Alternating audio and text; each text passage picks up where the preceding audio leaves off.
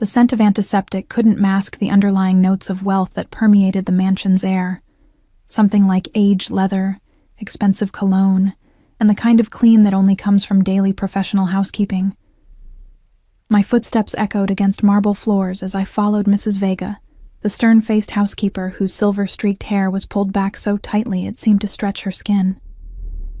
"He doesn't like strangers," she said, without turning to look at me. Her accent was thick, Spanish, or maybe Colombian. "But we have no choice now. His regular nurse quit 2 days ago."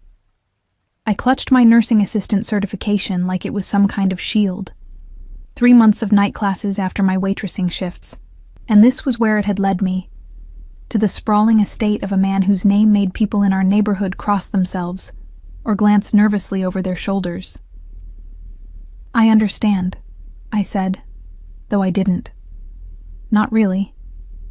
All I understood was that this job paid 4 times what I made at the diner, and with Mom's medical bills piling up and Lily's college tuition coming due, I couldn't afford to be picky. Mrs. Vega stopped abruptly before a set of mahogany double doors.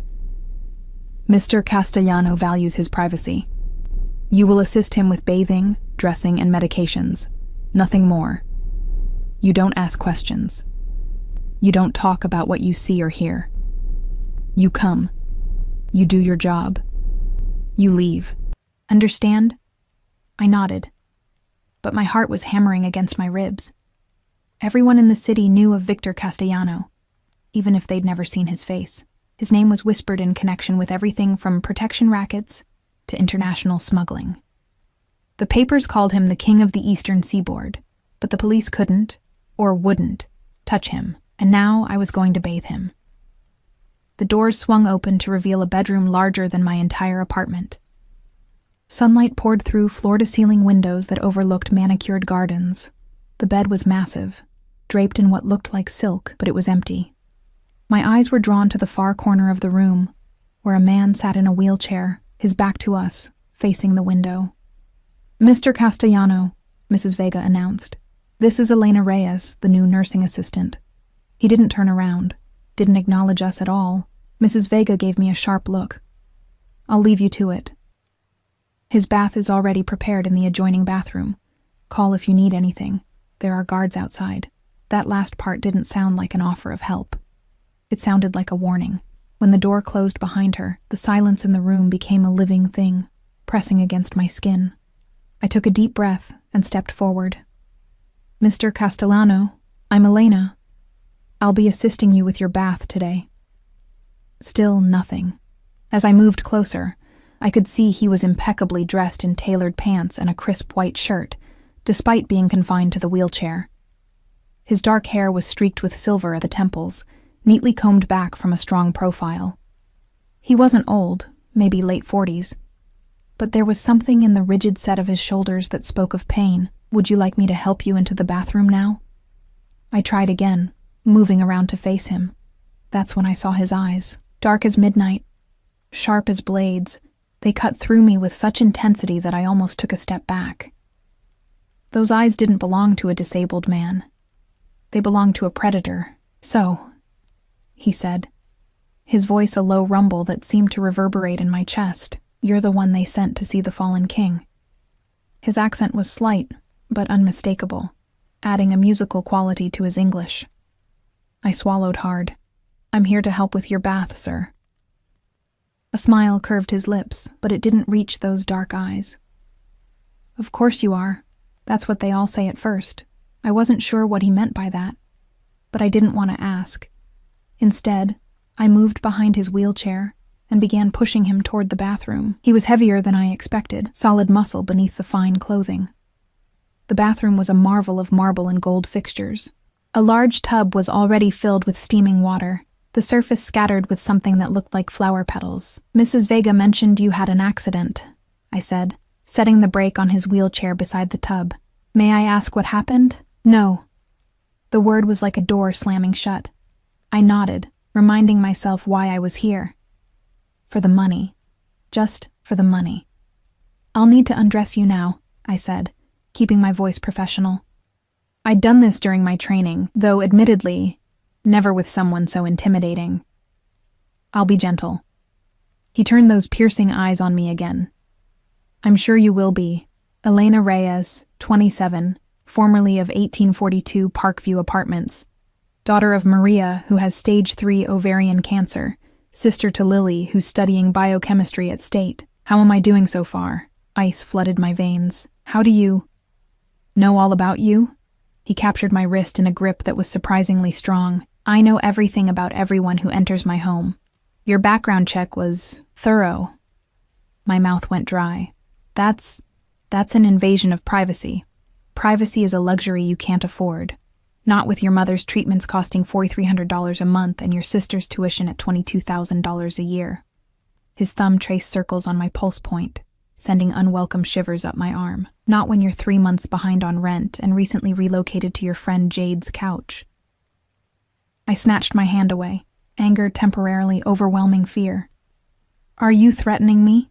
To my surprise, he laughed. A rich, genuine sound that transformed his face. For a moment, I glimpsed the man he might have been in another life. Handsome, charismatic. "If I were threatening you, Elena, you wouldn't have to ask." The smile faded.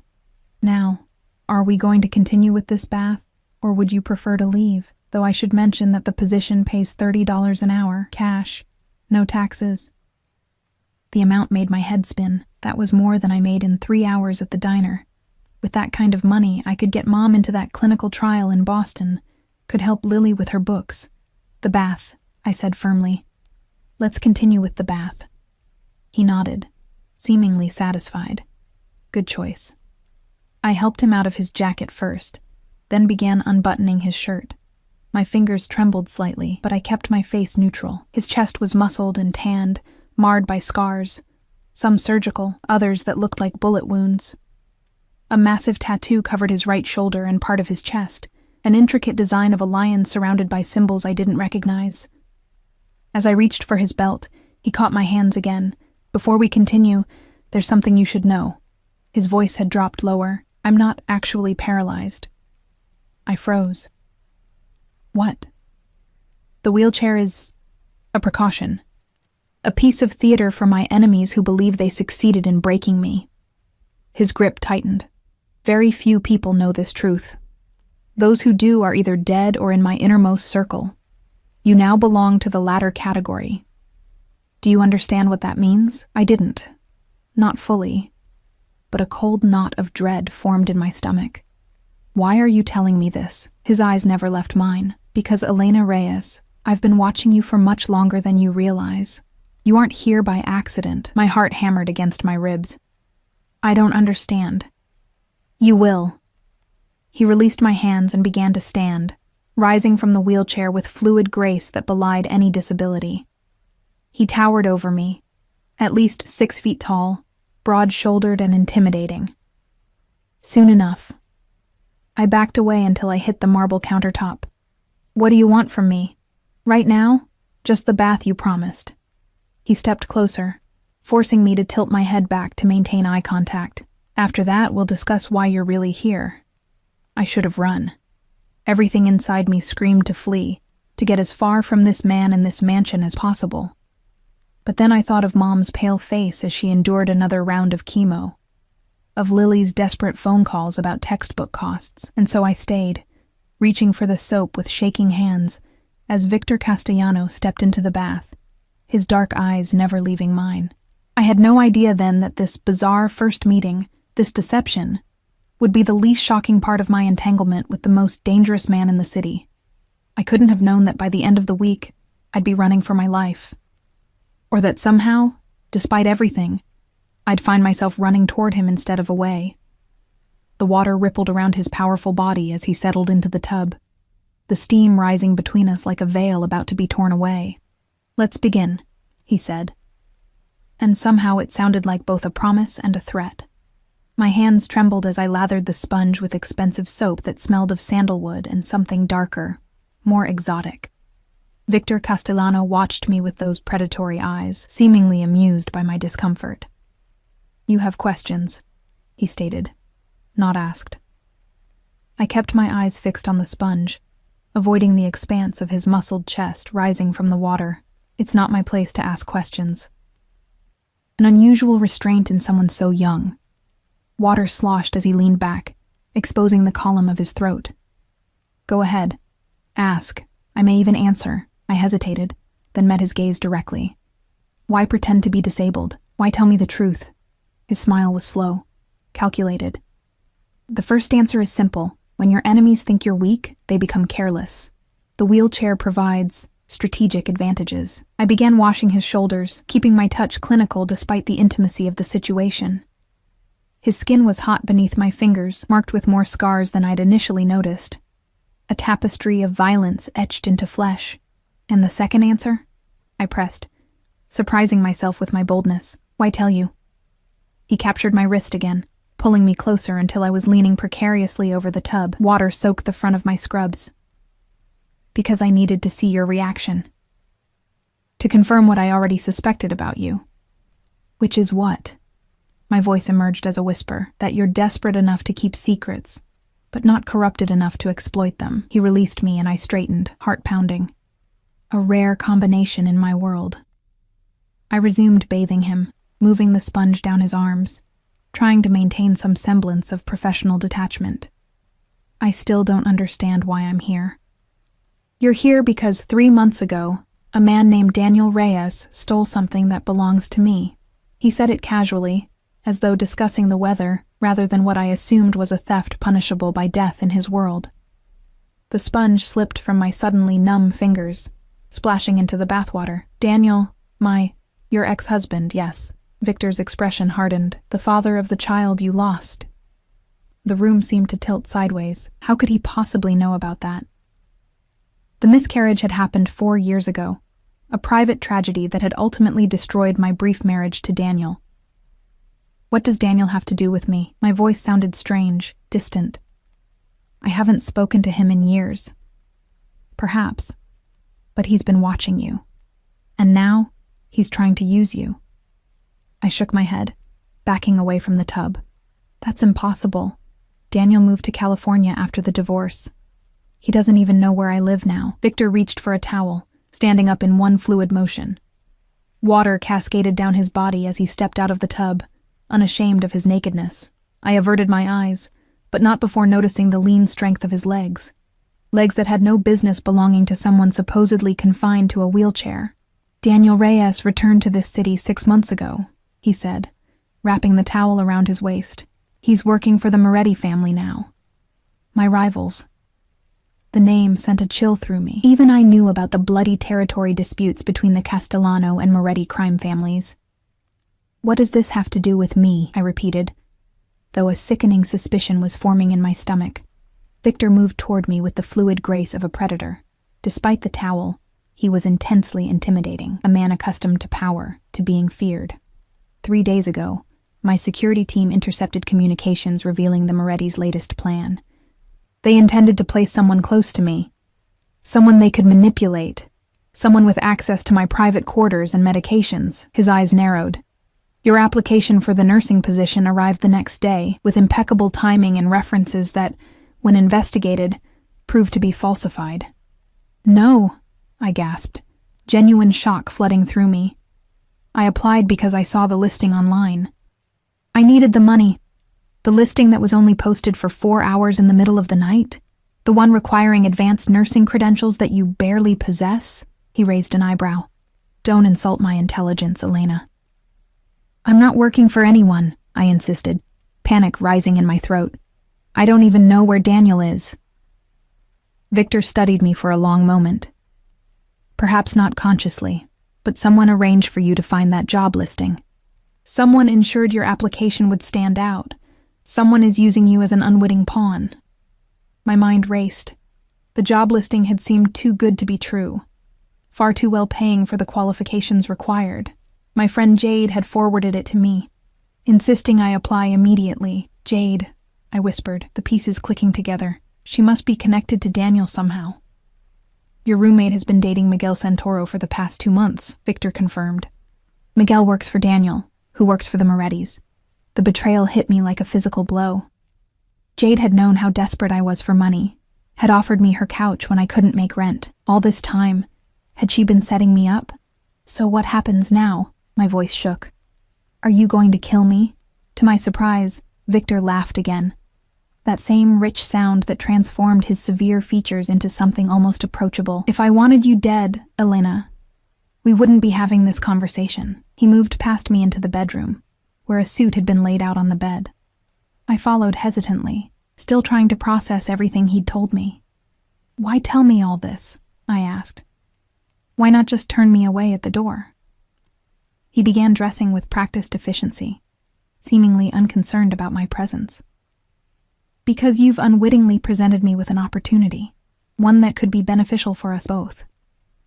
I crossed my arms over my chest. I'm not going to spy for you or hurt anyone. Noble, but I'm offering something simpler. He buttoned his shirt, those dark eyes fixed on me. Continue exactly as planned. Take the job. Return to your friend's apartment. Act as though nothing has changed. While doing what? Exactly. Nothing. Absolutely nothing. He smoothed down his tie. Let them think their plan is working. Let them believe you're their unwitting tool. Meanwhile, you'll be under my protection. And why would you protect me? The question came out more challenging than I'd intended. Victor moved toward me, stopping close enough that I could smell his freshly bathed skin, feel the heat radiating from his body. Because you're the perfect bait. Through you, I can feed the Morettis exactly the information I want them to have. And eventually, you'll lead me straight to Daniel Reyes and whatever he stole from me. The calculation in his voice sent a chill through me. And what happens to me when this is over? Something shifted in his expression. A softening around the eyes, so brief I might have imagined it. You'll be compensated generously. Enough to pay off your mother's medical bills and your sister's education. A new start. Somewhere far from here if you wish. It sounded too good to be true. It probably was. But what choice did I have? What if I refuse? His expression hardened again. Then you walk out that door with nothing. Return to a home where you're surrounded by people working for my enemies, and take your chances. They won't be kind when they discover you've failed in your mission, whether you were aware of it or not. A knock at the door interrupted us. Without waiting for a response, Mrs. Vega entered. Her sharp eyes taking in the scene, Victor fully dressed, me still standing awkwardly in my water-stained scrubs. Your meeting is in 20 minutes, mister. Castellano, she announced, giving me a suspicious look. Thank you, Helena. Victor nodded, then gestured to me. Ms. Reyes will be joining our staff permanently. Please show her to the guest suite where she'll be staying. Both Mrs. Vega and I stared at him in surprise. Sir? She questioned. Ms. Reyes's living situation has become compromised. She'll be safer here. Make the necessary arrangements. His tone left no room for argument. Mrs. Vega's lips thinned, but she nodded. As you wish. Victor turned to me. We'll continue our discussion over dinner. 7 o'clock. It wasn't a request. Nothing with this man was. I need to get my things, I protested weakly. My mother. Your mother will be transferred to the private wing at Memorial Hospital by this evening. He straightened his cuffs. Your sister will receive notification that her tuition has been paid in full through graduation. As for your belongings, give Helena a list of what you need. Nothing will be retrieved from your friend's apartment. My head spun. You can't just rearrange my entire life in an afternoon. The look he gave me was almost pitying. I already have, Elena. The moment you walked through my door, your old life ended. He moved toward the wheelchair, settling into it with practiced ease. The only question now is what your new life will look like. As Mrs. Vega led me from the room, I glanced back to see Victor watching me, those dark eyes calculating, assessing. I had the distinct feeling I'd just made a deal with the devil himself. The guest suite turned out to be larger than any apartment I'd ever lived in, with a 4-poster bed, sitting area, and private bathroom that could comfortably fit my entire former kitchen. Floor-to-ceiling windows overlooked the same manicured gardens visible from Victor's room, and I realized with a start that his suite must be directly above mine. Dinner is served promptly at 7, Mrs. Vega informed me, her disapproval evident in every syllable. Mr. Castellano expects punctuality. When she left, I sank onto the bed, my legs no longer able to support me. In the space of a few hours, my entire world had been upended. My job, my home, even my family's care, all now controlled by a man who moved between a wheelchair and perfectly functional legs as easily as others changed clothes. A man who believed my ex-husband had stolen from him. A man who intended to use me as bait. I should have been terrified, and part of me was. But another part, a part I didn't recognize, felt something dangerously close to exhilaration. For years, I'd been drowning in responsibility and worry, every decision dictated by financial necessity. Now, for better or worse, those decisions had been taken from me. As the afternoon sun cast long shadows across the luxurious room, I wondered what secrets this mansion held. And I wondered, with a shiver that wasn't entirely fear, what other surprises Victor Castellano had in store for me. Dinner with Victor Castellano wasn't what I expected. Instead of the formal dining room I'd glimpsed earlier, with its massive table that could seat 20, I was escorted to a smaller, more intimate space, a private terrace overlooking the city lights, set with a table for two. He was already waiting when I arrived, seated in his wheelchair, a glass of amber liquid in his hand. In the soft glow of strategically placed lanterns, with the city spread below us like a carpet of stars, he looked less like a feared crime lord and more like a successful businessman enjoying the view from his penthouse. Elena. He didn't turn, but somehow knew it was me. Right on time. I approached cautiously, taking in the elegant table setting, the bottle of wine already breathing, the covered silver platters, no Mrs. Vega in sight, no guards visible, though I had no doubt they were nearby. I didn't bring anything appropriate to wear, I said, gesturing awkwardly at my borrowed clothes, simple black pants and a blouse that had been delivered to my room, along with an entire wardrobe in exactly my size. Another unsettling reminder of how thoroughly he'd investigated me. You look perfect. His eyes tracked my movement as I took the seat opposite him, a predator watching potential prey. Are you comfortable in your new accommodations? The room is beautiful, I admitted. But it doesn't change the fact that I'm essentially a prisoner here. A hint of a smile touched his lips. A prisoner in a gilded cage is still a prisoner. Is that it? He poured wine into my glass without asking if I wanted any. Drink. It will help with the shock. I took a sip, the rich flavor exploding on my tongue. I knew nothing about fine wines, but even I could tell this cost more than my monthly rent. I called the hospital. My mother's been moved to a private suite. The nurse told me all her expenses are covered. As promised. He lifted the covers from our plates, revealing perfectly seared steaks, roasted vegetables, and something that looked like risotto. I keep my word, Elena, always. I set my wine down. Why go to all this trouble? You could have hired anyone to be your bait. Not anyone. He cut into his steak with precise movements. It needed to be you. Because of Daniel. Yes and no. His dark eyes met mine over the rim of his glass. Daniel Reyes is merely a foot soldier in a larger war, replaceable. What he stole, however, is not. I pushed food around on my plate. My appetite diminished by anxiety. What did he take? Victor studied me for a long moment before answering. Information. The kind that could dismantle everything I've built over the past 20 years. Blackmail material, I translated. Among other things. He set his utensils down. Your ex-husband accessed financial records, client lists, distribution networks, and evidence of certain arrangements with people who publicly claim to be my adversaries.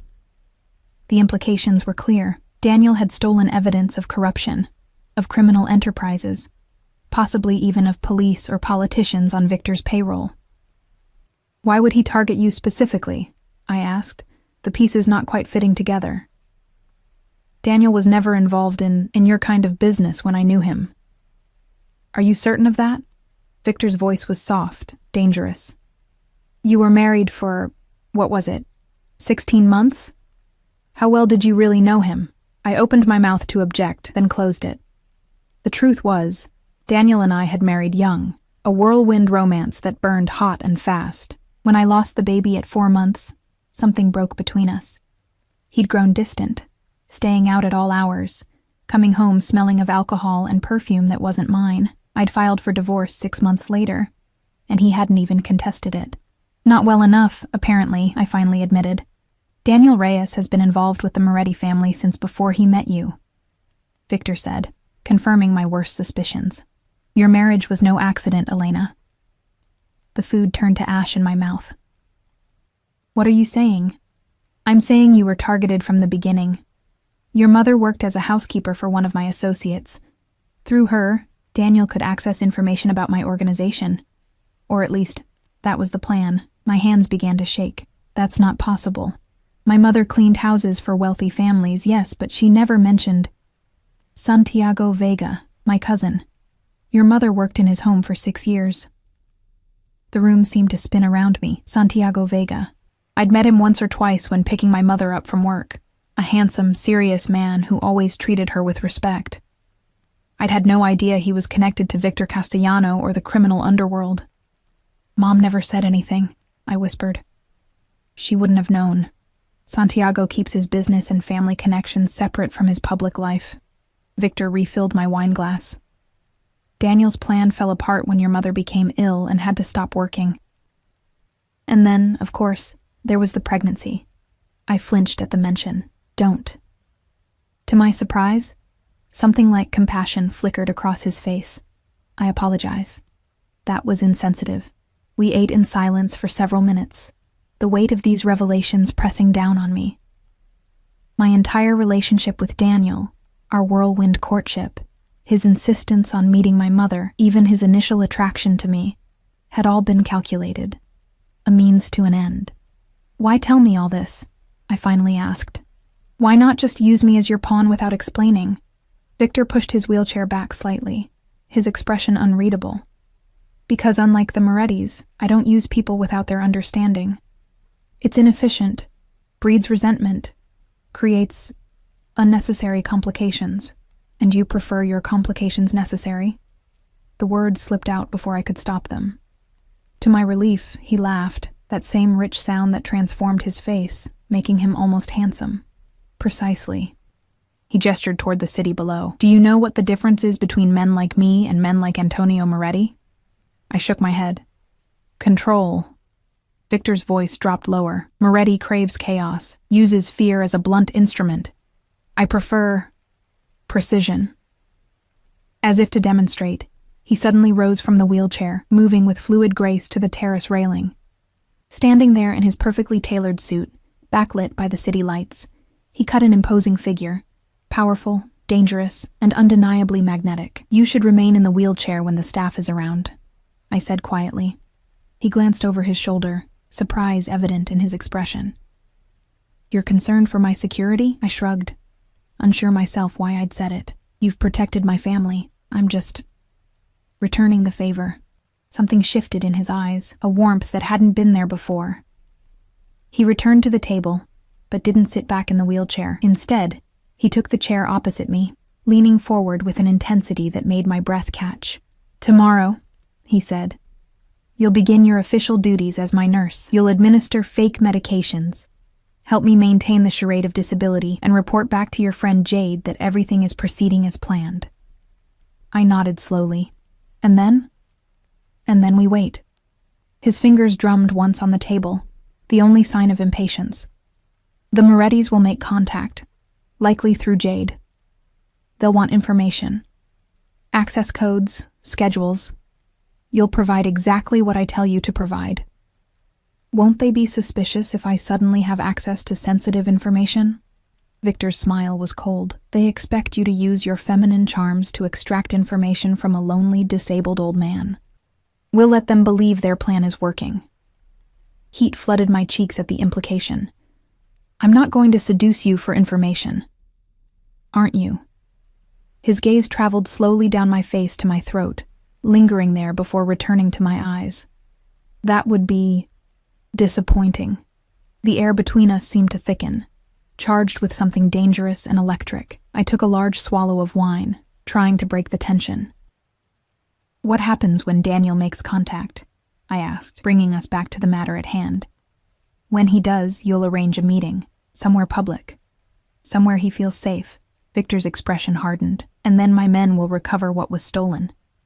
And Daniel? Victor studied me. Does it matter to you what happens to the man who married you as part of a criminal conspiracy? Who watched you suffer the loss of your child and then abandoned you? I wanted to say no, wanted to feel nothing but hatred for the man who had apparently used me in the worst possible way. But the truth was more complicated. I don't want his blood on my hands, I said finally. Victor nodded, as if my answer confirmed something for him. If he cooperates, he lives. That's the most I can promise. It was more than I expected. I nodded, accepting the terms of our strange arrangement. As if on cue, Mrs. Vega appeared to clear our plates and bring dessert, some kind of chocolate confection that under normal circumstances would have delighted me. Tonight, though, food was the last thing on my mind. One last thing, Victor said as Mrs. Vega retreated. While you're staying here, you'll be under constant protection. My security team will accompany you anytime you leave the estate. I can take care of myself, I protested. I'm sure you believe that. His tone was patronizing, but the Moretti family is not known for their subtlety or mercy. If they suspect you're working with me rather than against me, they won't hesitate to eliminate you. The casual way he referred to my potential murder sent a chill through me. This is really happening, isn't it? I'm caught in the middle of a mob war. Yes. No sugarcoating, no reassurance, just cold, hard truth. But you have one advantage they don't expect. What's that? His hand covered mine on the table, warm and strong. Me. The simple touch sent an electric current up my arm, disturbing in its intensity. I pulled away, unnerved by my body's reaction to this dangerous man. It's been a long day, I said, pushing my chair back. I should get some rest before tomorrow. Victor didn't try to stop me, simply nodded. Franco will escort you to your room. Don't leave it until morning. The security system is set to full alert after midnight, and the consequences of triggering it would be unpleasant. Another gentle reminder of my captivity. Wrapped in the guise of concern, Franco turned out to be a mountain of a man who materialized from the shadows as soon as I exited the terrace. He said nothing as he led me back through the labyrinthine corridors of the mansion, his hulking presence both threatening and oddly reassuring. At least with him beside me, no one else would dare approach. Back in my suite, I found fresh night clothes laid out on the bed, and a phone on the nightstand. Not my old one, but a new model I didn't recognize. For emergencies only, Franco rumbled, the first words he'd spoken. It connects directly to security and to Mr. Castellano. Don't try to call anyone else. It won't work. When he left, I sank onto the edge of the bed, overwhelmed by everything that had happened in the span of a single day. This morning, I had been a struggling nursing assistant, sleeping on my friend's couch, drowning in debt and worry. Tonight, I was the protected guest of the city's most notorious crime lord, caught in a deadly game between rival families, with my treacherous ex-husband somewhere in the mix. I should have been terrified, and part of me was. But as I slipped between sheets finer than any I'd ever touched, in a room more luxurious than I'd ever known, another emotion surfaced. One I was ashamed to acknowledge. For the first time in years, I felt alive. Really alive.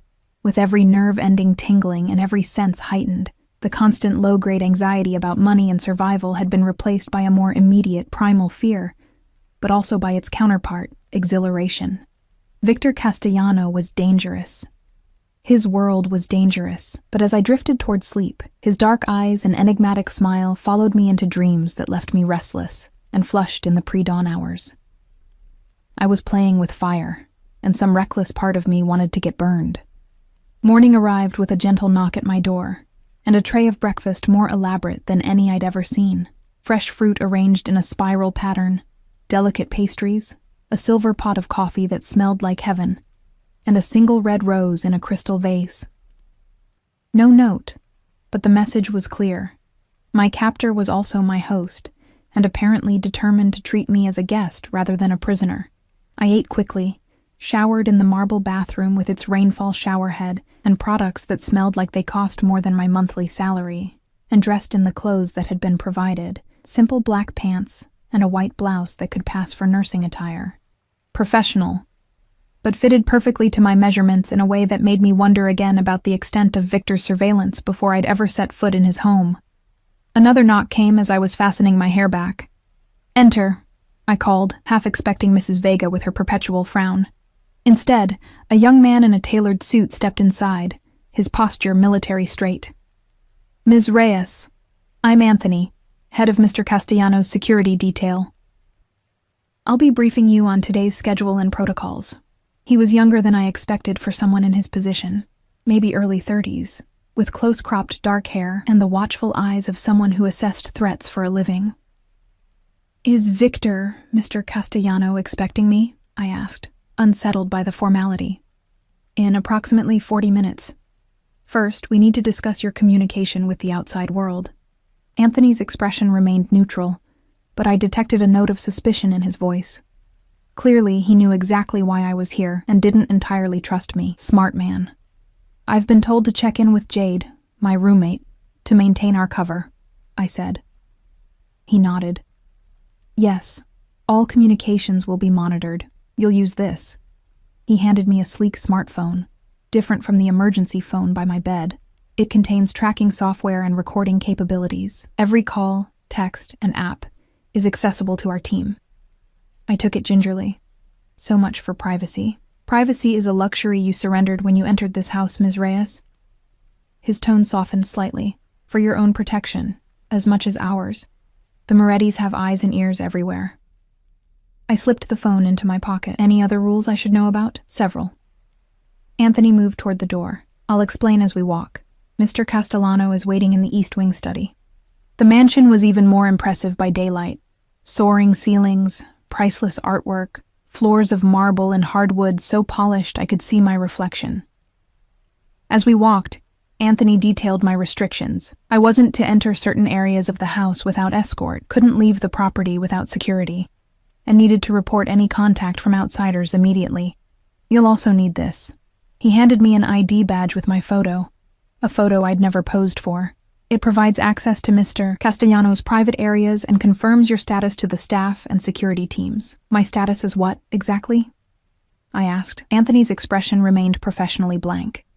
"As someone under Mr. Castellano's personal protection." We stopped before a set of double doors made of dark wood, inlaid with what looked like mother of pearl. Anthony knocked once, then stepped back. "Enter." Victor's voice came from within, that same commanding tone that seemed to vibrate through my bones. The study was a masculine space of leather and wood, with floor-to-ceiling bookshelves and a massive desk positioned to overlook the gardens. Victor sat behind it in his wheelchair, reading glasses perched on his nose as he reviewed documents. He looked up as I entered, those dark eyes instantly assessing. "Thank you, Anthony. That will be all for now." The security chief nodded and withdrew, closing the doors behind him. "Did you sleep well?" Victor asked, removing his glasses. "As well as can be expected, given the circumstances." I remained standing, unsure of my role in this strange pantomime we were playing. "Sit." He gestured to the chair opposite his desk. "We have much to discuss before your official duties begin." I sat, crossing my legs and trying to project more confidence than I felt. "Have you heard from the Morettis or Daniel?" "Not directly, but my sources confirm they're becoming impatient." He steepled his fingers. "I've arranged for you to have 2 hours of free time this afternoon. You'll use it to contact Jade." "And say what?" "That you've gained my trust, that I'm heavily medicated and often confused, that you believe you can access my private files within a few days." His mouth curved in a humorless smile. "You'll also mention that I seem to have taken a personal interest in you." Heat crept up my neck. "Won't she find that suspicious? On the contrary. It's exactly what they're counting on. The lonely, crippled old man developing feelings for his pretty young caretaker." There was an edge to his voice, something almost like bitterness. "Men in my position are presumed to have certain weaknesses. And do you?" The question slipped out before I could stop it. His eyes darkened. "We all have weaknesses, Elena. The difference is, I know mine." The intensity of his gaze made me look away first. "So I tell Jade you're interested in me, and then what?" "Then we wait for their next move. In the meantime, you'll actually perform the duties you were hired for." He pushed a folder across the desk. My real medical needs are minimal, occasional pain management for an old shoulder injury. The rest is theater. I opened the folder, scanning the detailed schedule of medications, most of them vitamins or placebos, and physical therapy routines. This is elaborate, necessarily so. The staff believes I was injured in an assassination attempt 18 months ago. Only a handful know the truth. He wheeled around the desk, coming to stop beside me. Which brings us to your first official duty of the day. I looked up, suddenly aware of how close he was, which is, help me prepare for a meeting with my lieutenants. They expect to see their leader appropriately diminished. For the next hour, I helped Victor transform himself into the image of a man still recovering from devastating injuries. He showed me how to adjust the wheelchair to a slightly reclined position, how to arrange pillows to support a supposedly weakened spine, how to apply subtle makeup that suggested lingering illness. You've thought of everything, I murmured, watching him inspect my work in a small mirror. Survival depends on attention to detail. He caught my wrist as I started to move away. There's one more thing, Elena. What's that? During the meeting, you'll need to administer my medication. It's important the others see you in this role. His grip was warm, firm, but not painful. Can you play your part convincingly? I met his gaze steadily. I was married to a con man for 16 months without realizing it. I think I can manage a little acting. Something like admiration flickered in his eyes. Good. The meeting took place in a conference room I hadn't seen before, with Victor positioned at the head of the table, looking frail but commanding. 5 men and 1 woman were already seated when we entered, all rising respectfully until Victor waved them down. I recognized Santiago Vega immediately, my mother's former employer, Victor's cousin, though he gave no indication he knew me. The others were introduced only by first names: Marco, Liam, Dominic, Raphael, and the woman Veronica, whose sharp eyes missed nothing. I played my role perfectly, adjusting Victor's wheelchair, discreetly checking his vitals, and at the appointed time, administering his critical medication with professional efficiency. All the while, I kept my expression neutral, my eyes downcast as they discussed business in carefully coded language. The shipment from our Canadian friends arrived safely, Marco reported. Quality exactly as promised. Our friends in blue have increased patrols in the South District, Liam added. Routing has been adjusted accordingly. On and on it went, a business meeting like any other, except that the business was clearly illegal. I tried not to listen too carefully, giving myself plausible deniability. Halfway through, the conference room doors opened, and Mrs. Vega entered with refreshments. As she set the tray down, her eyes met mine with undisguised suspicion. I'd been in the house less than 24 hours, and already I was participating in confidential meetings. Her disapproval was palpable. After she left, Victor addressed the group again. There's been movement from the Moretti side. They're seeking leverage. The atmosphere in the room instantly tensed. What kind of leverage? Veronica asked, her voice sharp. Victor's hand found mine on the arm of his wheelchair, a gesture that appeared to be seeking comfort, but was actually a signal we'd discussed earlier. I dutifully adjusted his position, leaning closer as if checking his comfort. The personal kind, he replied, his eyes meeting each of theirs in turn. They've sent someone to infiltrate my household staff. Shocked murmurs rippled around the table. Who? Santiago demanded. It's being handled, Victor said with finality. Ms. Reyes is assisting with the situation. All eyes turned to me, assessing, calculating. I kept my expression neutral, though my heart hammered in my chest. Can she be trusted? Dominic asked bluntly. Victor's fingers tightened on mine. With my life. The statement hung in the air, weighted with meaning I couldn't fully decipher. Was it part of the act or something more? The uncertainty made my pulse quicken. After the meeting concluded and the others filed out, Victor released my hand. You did well, he said softly. What was that about? I asked. Why tell them I'm helping you? Because you are. He wheeled toward the door. And because now they'll be watching you too. Additional protection. Or additional suspicion, I countered. He smiled, a genuine expression that softened his features. You're learning quickly, Elena. Good. The rest of the morning passed in a blur of activity as I shadowed Victor through his daily routine. He maintained the wheelchair charade whenever staff was present, but when we were alone in his suite, he moved freely, his powerful body betraying no hint of the disability he pretended to have. At precisely 2 p.m., Anthony appeared to escort me to the garden for my free time. Victor and I had rehearsed what I would say to Jade, how I would appear both nervous and excited about my new position. The garden was beautiful, with winding paths through roses and sculpted hedges, fountains providing a gentle soundtrack that would make electronic eavesdropping difficult. I sat on a stone bench near a particularly noisy water feature and pulled out my phone. Jade answered on the second ring. Elena? Oh my God, are you okay? I've been so worried. The concern in her voice sounded genuine, making me wonder if she was an unwitting pawn in this game too. Or maybe she was just a very good actress. I'm fine, I said, injecting a note of breathless excitement into my voice. Better than fine, actually. This job it's incredible, Jade. Really? I mean, that's great, but isn't it creepy there? With him? I lowered my voice conspiratorially. It's nothing like I expected. He's not scary at all, just lonely. And he's kind of amazing, actually. Amazing? The guy's like ancient and in a wheelchair. The disgust in Jade's voice seemed real. He's not that old, I defended, surprised by how natural it felt. Maybe late 40s. And I don't know.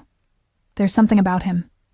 He treats me like I'm special. Jade's tone changed, becoming calculating. Special how? He talks to me. Really talks to me. About books and music and his travels. And he's attentive. The way he looks at me sometimes. I let my voice trail off suggestively. Elena. Jade sounded concerned now, but I could hear the excitement underneath. Are you saying he's into you? I think so. I twisted a strand of hair around my finger, playing the part of the infatuated caregiver. It's crazy, right?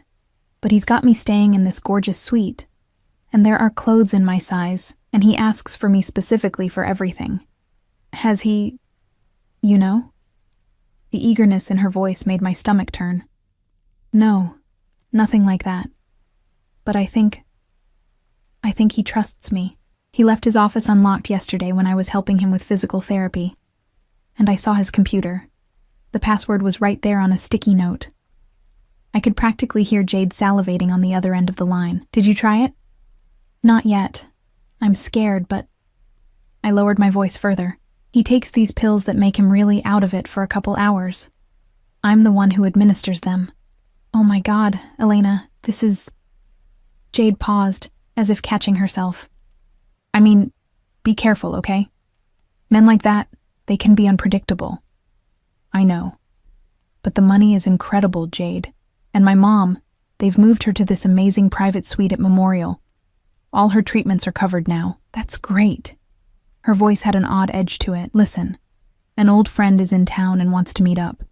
Do you think you could get away for coffee tomorrow? The cafe on Westlake? My pulse quickened. This was it. The contact we'd been waiting for. I might be able to get a couple hours off, I said carefully. Who's the friend? Just someone from college. No one you know. The lie came easily to her. Around 2 tomorrow? The place with the good scones? I'll try.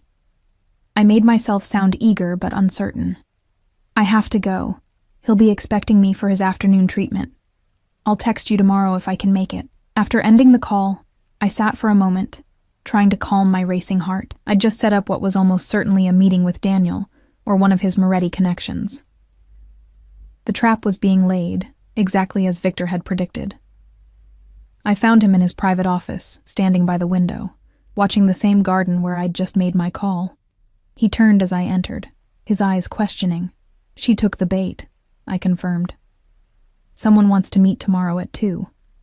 Westlake Cafe. Victor nodded, seeming unsurprised. Daniel will be there.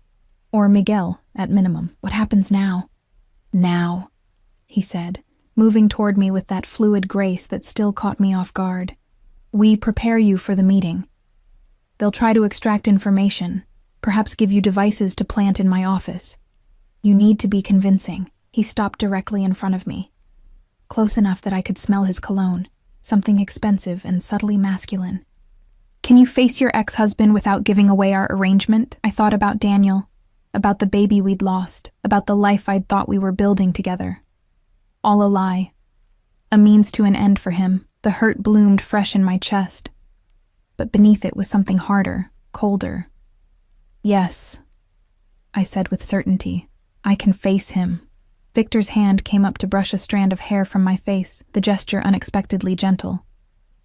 "You're stronger than they know, than perhaps even you know." His touch lingered, trailing down to the pulse point at my throat.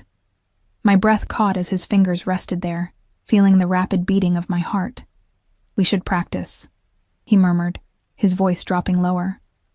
"Make it convincing." "Practice what?"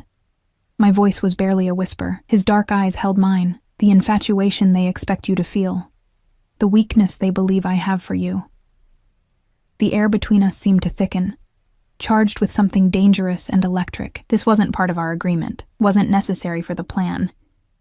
And yet I couldn't bring myself to step away as his hand slid to cup the back of my neck. "Is this part of the act?" I managed to ask. His smile was slow, predatory. "What do you think, Elena?" Before I could answer, the office door opened and Santiago Vega stepped in, stopping abruptly when he saw us standing so close. "Forgive the interruption," he said, his eyes moving between us with newfound interest. "I can return later." Victor didn't move away immediately, his hand lingering at my neck for a moment longer before dropping to his side. "No need. Ms. Reyes was just updating me on her call to our friend." Santiago nodded, but the speculation in his eyes was clear. The scene he'd walked in on had only reinforced the narrative we were creating. The vulnerable nurse falling for her powerful employer, the crime lord developing an inappropriate attachment to his caregiver. As I excused myself and left the room, I couldn't help but wonder how much of it really was an act. The heat of Victor's touch lingered on my skin, a phantom sensation that followed me back to my suite, where I sat on the edge of my bed, trying to sort truth from fiction in this elaborate game we were playing. Tomorrow, I would face Daniel for the first time in 4 years, would see the man who had married me as part of a criminal conspiracy, who had watched me grieve our lost child while plotting to use me against Victor Castellano. The man who had broken my heart. I was ready to play my part, ready to be the bait that would lead Victor to whatever Daniel had stolen. What I wasn't ready for was the realization that somewhere in the midst of all this deception, I had begun to care what happened to the dangerous man who had turned my life upside down. And that, more than anything, terrified me. The Westlake Cafe was busy enough to provide anonymity, but not so crowded that I couldn't spot the security detail Victor had arranged. Anthony at a corner table pretending to read a newspaper, 2 others strategically positioned near exits. I recognized them from their subtle earpieces and the vigilant way they scanned the room, never lingering too long on any one person. I wore a simple sundress from the wardrobe provided at the mansion, my hair loose around my shoulders, the picture of a young woman enjoying her day off, not someone involved in a dangerous game between rival crime families. Jade was already there when I arrived, nervously stirring a latte. She jumped up to hug me, the gesture feeling hollow now that I knew her true role in all this. "You look amazing," she said, studying me with surprised admiration. "That place must be treating you well." I offered a shy smile, playing my part. "It's different, but good different, you know?" "I'm glad." She glanced toward the door. "Listen, my friend is running a little late. Let me get you something while we wait. Just tea?" "Thanks." I settled into the chair across from hers, positioning myself so I could see both the entrance and Anthony's watchful form. Jade returned with my tea and a nervous smile. "So, tell me everything. What's it like living in that mansion?" I launched into the story Victor and I had crafted. How attentive he was, how he seemed lonely despite his wealth and power, how he'd begun confiding in me about his business. I described the medications that supposedly left him disoriented, the computer with sensitive information I could access. "Elena." Jade reached across the table to squeeze my hand, her eyes suddenly serious. "I need to know something." Do you have feelings for this man? The question caught me off guard. It wasn't part of the script we'd prepared. Before I could answer, movement near the door caught my attention. A man entered the cafe, and though 4 years had passed, I recognized him instantly. Daniel. He looked different, more polished, his once shaggy hair now expensively cut, his casual clothes replaced by a tailored suit. But his eyes were the same, that warm brown that had once made me feel safe. Now they just made me feel hollow.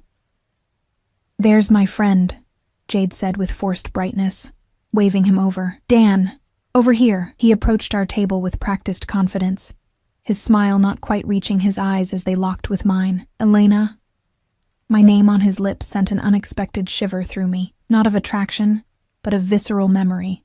This was the voice that had whispered love to me, had promised forever, had told me everything would be okay as I lay bleeding in a hospital bed, losing our child. All lies. "Daniel." I managed to keep my voice steady. "It's been a while. Too long." He bent to kiss my cheek, his cologne unfamiliar and expensive. "You look wonderful." Jade stood abruptly. "I just remembered I have to make a call. Work emergency. I'll be right back." She disappeared, leaving me alone with the man who had shattered my life once before, and was now attempting to use me again. Daniel slid into her vacant chair. "I was surprised to hear you're working for Castellano now." I sipped my tea to hide my trembling hands. Life takes unexpected turns. Indeed it does. His eyes studied me with an intensity that once would have made me blush. Now it just made my skin crawl. "How are you finding it? Working for the most dangerous man in the city?" I played the role we'd rehearsed, describing Victor as brilliant but weakened, intimidating but increasingly dependent on me. I watched Daniel's expression shift from skepticism to calculated interest. "He trusts you," Daniel stated. Not a question. I lowered my voice. "More than he should. I think he's lonely." And I remind him of someone from his past, someone important. "And he's given you access to his private quarters? His computer?" "Limited access," I said cautiously, "but growing. He likes having me nearby when he's working." Daniel reached across the table, his fingers brushing mine in a gesture that might have appeared affectionate to observers but felt predatory. "Listen carefully, Elena. This is important. Castellano has files, financial records, client information that certain people need. Why would I help you steal from him?" I pulled my hand away, feigning confusion. "The pay is good, Daniel. Better than good. And he's been kind to me." "Kind?" Daniel's laugh was cold. "Victor Castellano isn't kind to anyone. He's a monster wearing a businessman's suit." "You don't know him," I said, surprised by the defensiveness in my voice. "I know him better than you think." Daniel leaned closer. "What I'm asking isn't theft. It's justice. He destroyed my family, Elena." My father was a good man who made one mistake. Crossed Castellano's territory with a shipment. For that, my entire family paid. This wasn't in the script. Victor hadn't mentioned anything about Daniel's family. "What are you talking about?" I asked, genuinely confused. "My father, my mother, my sister, all dead because of Castellano's orders." His eyes blazed with hatred. I was 17, the only survivor. Everything since then, including meeting you, has been about getting close enough for revenge. I stared at him, trying to process this new information. Was this another lie? Or had Victor withheld crucial details? "You married me as part of a revenge plot?" The hurt in my voice wasn't entirely feigned. Daniel had the decency to look ashamed. "It started that way. But Elena, I did care for you. When you got pregnant, I wanted out. I tried to walk away from all of it." "But you didn't," I whispered. "No." His expression hardened. "Because Castellano doesn't let people walk away. The day after I told Moretti I was done, you miscarried." Ice flooded my veins. "What are you saying?" "I'm saying it wasn't an accident." Daniel's voice dropped lower. "The fall you took on those stairs, the tea you were drinking that made you so dizzy. Castellano knew about the pregnancy, knew I was trying to leave. He made sure you lost that baby." The cafe seemed to tilt around me. This couldn't be true. Victor couldn't have. But how well did I really know him? A crime lord, a man who lived by violence and deception. You're lying, I said, but doubt crept into my voice. Am I? Daniel's eyes held mine. Ask yourself why he's so interested in you now. Why he moved your mother to that hospital where his people can watch her. Why he's keeping you close. It's not coincidence, Elena. It's control. I felt sick. Memories of my miscarriage flooding back. The dizziness before I fell. The strange bitter taste of the tea I'd been drinking that day. Details I'd never questioned because grief had overwhelmed everything else. What do you want from me? I managed to ask. My rehearsed lines forgotten. Access to his private server. There's a flash drive. He slipped something into my hand under the table. This will extract everything automatically. Just plug it in, wait for the light to turn green, then remove it. 2 minutes. Tops. I stared at the small device now concealed in my palm. And then what? Then you leave. Get out of that house, take your mother, and disappear. I'll have new identities waiting. Somewhere safe. Far from here. His eyes softened. I owe you that much, at least. Why should I trust you? I asked, genuine anger seeping into my voice. You lied to me for our entire relationship. Not about everything. Daniel reached for my hand again, and this time I didn't pull away. Not about caring for you. I made terrible choices, Elena. Let me make this one right. I looked into the eyes of the man I'd once loved, searching for truth among the lies. If what he was saying about Victor was true, about my miscarriage, about my mother being monitored rather than protected, then I was in even more danger than I'd realized. I need to think, I said finally. You have 48 hours. Daniel squeezed my hand. After that, Moretti takes matters into his own hands. And trust me, you don't want to be in that house when he does. As if on cue, Jade returned, all smiles and chatter about her work emergency. Daniel stood, kissing my cheek again. It was good seeing you, Elena. Think about what I said. About everything. I watched him leave, the flash drive burning a hole in my palm, doubt burning a hole in my chest. Anthony was at my side almost immediately, his hand under my elbow as he guided me out a different exit and into a waiting car with tinted windows. Did you get what we needed? He asked once we were moving. I nodded numbly, handing him the flash drive. He wants me to download files from Victor's server. Says Moretti moves in 48 hours if I don't. Anthony pocketed the device without comment, his eyes studying my face. What else did he say? I looked out the window at the passing city, my mind racing. If Daniel was lying, if this was all part of the Moretti's plot, then telling Anthony everything was the right move. But if he was telling the truth about Victor's involvement in my miscarriage, in using my mother as leverage, just details about what to download and how to get out afterward, I said, making my decision. Nothing important. Anthony seemed to accept this, turning his attention to his phone. I leaned back against the leather seat, my thoughts in chaos. I needed to speak to Victor alone, needed to see his face when I asked him about Daniel's accusations. The car pulled through the mansion's gates and around to a side entrance I hadn't used before. Anthony led me through a series of corridors to Victor's private office, where he was waiting, standing by the window, no wheelchair in sight. Leave us, he said to Anthony, who nodded and withdrew. I stood silent, watching Victor as he poured 2 glasses of amber liquid from a crystal decanter. He handed one to me, his dark eyes assessing. You seem troubled, he observed. The meeting didn't go as planned. I took a large swallow of what turned out to be very expensive whiskey, welcoming the burn. Daniel was there, as expected. He gave me this. I described the flash drive and its purpose, watching Victor's expression carefully. Anthony has it now. Victor nodded, seemingly pleased. Our technical team will analyze it. It likely contains tracking software or worse. I took another sip of whiskey, gathering my courage. He also told me other things. Things about you. Something flickered in Victor's eyes. Wariness, perhaps. Did he? He said his entire family was killed on your orders, that he's been planning revenge for years. That our marriage was part of that plan. Victor set his glass down. Most of that is true. His father worked for the Morettis, tried to move product through my territory without permission. There were consequences. Consequences that included killing an entire family? I asked, my voice tight. This is a violent business, Elena. I won't pretend otherwise. At least he wasn't lying about that. But there was more, the part I most feared to ask about. He also said, I swallowed hard. He said you were responsible for my miscarriage, that you had me drugged, knew I would fall, that it was a message to him for trying to leave the Morettis. Victor went very still, his eyes darkening.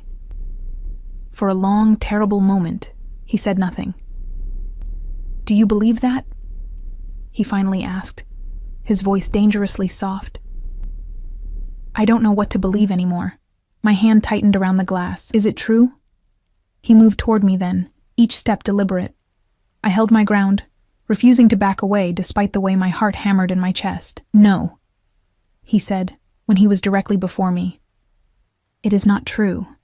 I knew nothing of you until 6 months ago when Daniel resurfaced with the stolen files. I had no involvement in your miscarriage. I searched his face, looking for any sign of deception. Why should I believe you over him? Because Daniel Reyes is desperate. Because he needs you to trust him enough to betray me. Victor's hand came up to cut my face, the gesture startlingly gentle. And because I have never lied to you, Elena. Not once since you entered my home. I wanted to believe him. God help me. I wanted to believe this dangerous man whose world I'd been pulled into. There's an easy way to settle this, I said, pulling away from his touch. Let me see what was on that flash drive. If Daniel was telling the truth about my miscarriage, there might be evidence. Victor studied me for a moment, then nodded. Very well. He moved to his desk, pressing a button on his phone. Anthony, bring the device to my office, and have Veronica join us. They arrived minutes later, Veronica carrying a laptop. She was striking up close, tall, with short dark hair and intelligent eyes that assessed me coolly. It's clean, Anthony reported, handing the flash drive to Victor. No tracking software, no malware, just an extraction program designed to copy specific file types. Interesting, Victor murmured. They're being cautious. Veronica set up the laptop, her fingers flying over the keyboard. I've created a secure sandbox environment. We can see what it targets without risking our actual systems. Victor inserted the drive, and we all watched as lines of code filled the screen. Veronica narrated what we were seeing. The program searching for financial records, client lists, shipment schedules. Standard corporate espionage, she said dismissively. Nothing we haven't seen before. Wait. I leaned closer, pointing to a file name that had appeared on the screen. What's that? Project Cradle? Veronica hesitated, glancing at Victor. He nodded once, and she clicked on the file. Documents appeared, medical records, surveillance photos, and my heart stopped when I saw my own name. My pregnancy test results, doctor's appointments, photos of me and Daniel entering our old apartment building. What is this? I whispered, horror washing over me. Victor's expression darkened. Not what you think. So, he scrolled through the documents rapidly until he found what he was looking for. An internal memo with the Moretti family crest at the top. Asset DR reports positive pregnancy test. I read aloud. Value of asset increases. Proceed with Operation Cradle as discussed. More documents followed. Detailed surveillance of my daily routines. Chemical analyses of something called Compound T17. Medical projections of miscarriage probabilities at different dosages. They planned it, I said numbly. The Morettis. Daniel's people. They caused my miscarriage. Yes. Victor's voice was gentle but firm. Antonio Moretti discovered Daniel had developed real feelings for you. The pregnancy threatened his loyalty, his focus on their vendetta against me. So they eliminated the threat. Tears burned my eyes as the truth hit me with devastating clarity. And Daniel knew. He had to have known. He may not have ordered it, Victor said. But he knew afterward. These files make that clear. He chose to stay with them, to continue his mission, and to blame me instead. The betrayal cut deeper than I thought possible. Not just that Daniel had married me as part of a revenge plot, but that he'd known who was responsible for our baby's death and had stayed loyal to them anyway. Why would he tell me it was you then? I asked, wiping away tears. Why try to turn me against you now? Victor closed the laptop gently. Because he knows I've found evidence linking the Morettis to your miscarriage. These files, he tapped the flash drive, were part of what he stole from me 6 months ago. My investigation into their operations uncovered their involvement in what happened to you. That's why I've been watching you, Elena. Not to use you, but to protect you from them. Anthony and Veronica exchanged glances, clearly surprised by this revelation. You've been investigating my miscarriage for 6 months? I asked, disbelieving. Why would you care about something that happened to a stranger 4 years ago? Victor dismissed Anthony and Veronica with a nod. When the door closed behind them, he turned back to me. Because your mother worked for my cousin for 6 years. Because Santiago considered Maria family. And by extension, so did I. When she became ill, and I learned what had happened to her daughter, to you, I made it my business to uncover the truth. So all of this, bringing me here, my mother's medical care, the protection, it wasn't just about catching Daniel or recovering files. Victor moved closer, his eyes intent on mine. The files were important, but ensuring your safety, giving you the truth about what happened to your child, that became equally important. I searched his face, looking for deception, but finding only sincerity. What happens now? Daniel said Moretti moves in 48 hours. Now, we end this. Victor's expression hardened. We feed them exactly what they expect. You, apparently betraying me with the files they want. But the information will be altered, designed to lead them into a trap. And Daniel? Victor studied me. That depends on you, Elena. What do you want to happen to the man who used you, who knew the truth about your miscarriage and chose to protect those responsible? Heat flooded my veins, not fear or attraction this time, but rage. Pure, clarifying rage. I want him to face justice, I said firmly. Real justice. Not just for what he did to me, but for helping the people who killed our child. Victor nodded, something like approval in his eyes. Then justice he will have. The next 36 hours passed in a blur of preparation. I called Daniel, told him I'd do what he asked. Victor's team prepared a modified version of the files, ones that would appear genuine but contain subtle traps and misinformation. When the moment came, I met Daniel not at the cafe as he'd suggested, but at a public park of my choosing, one where Victor's security team could maintain better control of the situation. I wore a wire, carried the doctored flash drive, and approached my ex-husband with a newfound sense of purpose. You have it? He greeted me with a kiss on the cheek that made my skin crawl. Everything you asked for. I handed him the drive, watching his face carefully. Financial records, client lists, shipping manifests. It's all there. Relief washed over his features. You've done the right thing, Elena. Now we need to get you somewhere safe. Moretti's men move tonight. Before I go anywhere with you, I said evenly, I need to know the truth. Daniel's smile faltered. What truth? About our baby. About who really caused my miscarriage. His face paled slightly. I told you, Castellano. Stop lying. My voice was steel. I saw the files, Daniel. The ones with the Moretti letterhead. Operation Cradle. Compound T-17. I saw it all.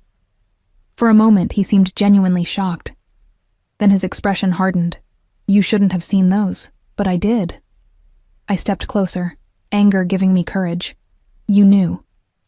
All this time, you knew it was the Morettis who killed our baby, not Victor, and you stayed with them anyway. You don't understand how this works, Elena. Daniel's voice lowered, grew dangerous. You don't just walk away from people like Antonio Moretti. I did what I had to do to survive. By blaming an innocent man? By trying to use me again? He laughed bitterly. Innocent? Victor Castellano? He's got more blood on his hands than anyone in this city. Maybe, but not our baby's blood. I stepped back, giving the signal we'd arranged. That's on the Morettis. And on you. Daniel's eyes widened as he realized what was happening. He reached inside his jacket for a weapon, I assumed, but never completed the movement. Victor's men emerged from concealment, surrounding us in seconds. And then Victor himself appeared, walking toward us with the calm confidence of a man accustomed to power. No wheelchair, no pretense of weakness, just controlled strength and deadly purpose. Daniel Reyes, he said, his voice carrying across the suddenly silent park. "It's been a long time." Daniel's face contorted with hatred. "Not long enough, Castellano. I think Ms. Reyes deserves to hear you admit the truth." Victor stopped beside me, his presence reassuring rather than threatening. "About her miscarriage, about the Moretti's role, about your knowledge of it. Go to hell," Daniel spat. Victor sighed, then nodded to one of his men, who stepped forward with a tablet. He played a recording. Daniel's voice clear as day. "I knew about the baby. I told Antonio it might be a problem. I didn't know what they were planning until after, I swear. But what was I supposed to do? Turn against the Morettis? It was from a phone call, I realized. They'd been monitoring him all along." Daniel lunged forward suddenly, but was restrained before he could reach either of us. "You've lost, Daniel," Victor said calmly. "The flash drive you're holding contains nothing of value. The real files, including those documenting the Moretti's role in Elena's miscarriage, have already been delivered to federal prosecutors, with evidence of money laundering, drug trafficking, and conspiracy to commit murder." Daniel's face went ashen. "You're bluffing. You'd never work with the feds. For this?" Victor's hand found mine, his grip warm and steady. I made an exception. Later, as we watched from the tinted windows of Victor's car, federal agents swarmed a Moretti-owned restaurant across town. Daniel had already been taken away, not by Victor's men, but by federal marshals. The evidence against him and the Morettis was overwhelming, Victor assured me. Justice, of a sort, would be served. "What happens now?" I asked as the car pulled away, heading back to the mansion. "To me, I mean." Victor studied me, his dark eyes unreadable. "That depends on you, Elena. Your mother's medical care is guaranteed regardless. Your sister's education as well. You're free to go wherever you wish, start a new life away from all this. And if I don't want to go?" The words surprised me as much as they seemed to surprise him. "Why would you stay?" he asked carefully. I turned to face him fully, because in the strangest way, the past week has been the most honest relationship I've ever had. You never pretended to be anything other than what you are. You protected me, helped me learn the truth, gave me justice for my child. That means something to me." His expression softened slightly. "I'm still who I am, Elena. A man with enemies, with blood on his hands. My world is dangerous, I know." I reached for his hand, a gesture that felt both daring and right.